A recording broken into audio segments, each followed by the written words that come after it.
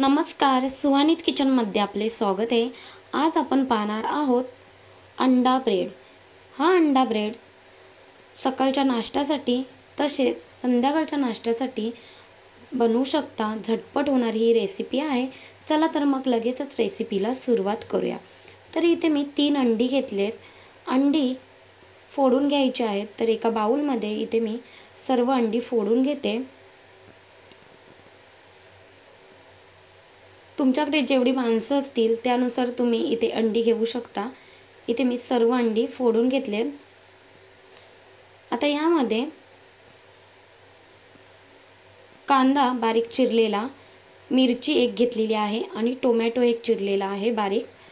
हे सर्व घालून घ्यायचं, बारीक चिरून घ्यायचं। अशा पद्धतीने इथे मी सर्व अंड्यामध्ये घालून घेतलं। 5 चमच हळद घालून घेते आणि इथे जर तुम्हाला लाल तिखट पाहिजे असेल तर तुम्ही लाल तिखट सुद्धा 1 चमच घालू शकता। चवीनुसार मीठ आणि थोडीशी कोथिंबीर घालून हे व्यवस्थित सर्व मिश्रण फेटून घ्यायचं। अशा पद्धतीने मिक्सरने व्यवस्थित फेटून घेते। छान असं फेटून घ्यायचं।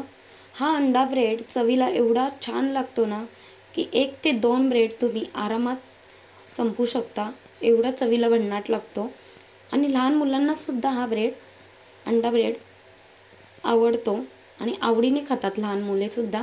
इथे ब्रेडच्या 4 ते 5 स्लाइस घेतल्यात। आता आपल्याला हे ब्रेड अंड्याच्या या मिश्रणामध्ये व्यवस्थित घोलवून घ्यायचं आहे। अशा पद्धतीने घोलवून घ्यायचं आणि एका साईडला गॅसवरती पॅन सुद्धा मी गरम करायला ठेवलेला आहे आणि त्यामध्ये आपल्याला हे शॅलो फ्राय करून घ्यायचं आहे। तर इथे मी अशा पद्धतीने घोलवून घेतलं आणि पॅन गरम झालं।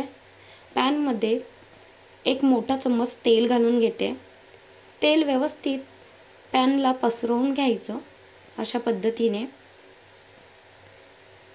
आणि ब्रेड सोडून घेते। वरती थोडंसं अंड्याचं जे मिश्रण आहे ते घालून घ्यायचं चम्मचने।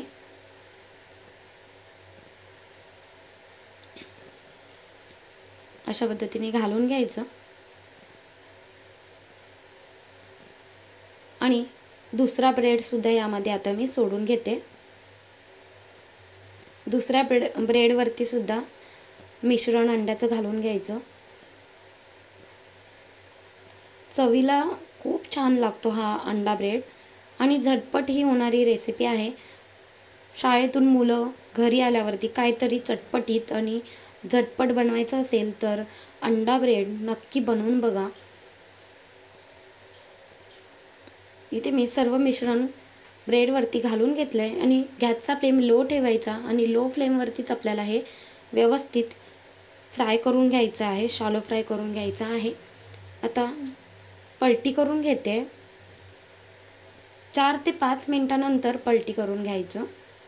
इथे पाहताय मस्त असा आपला अंडा ब्रेड दिसत आहे। दोन्ही सुद्धा मी ब्रेड पलटी करून घेतलेत। आता दुसऱ्या बाजूने सुद्धा व्यवस्थित शेकवून घ्यायचे।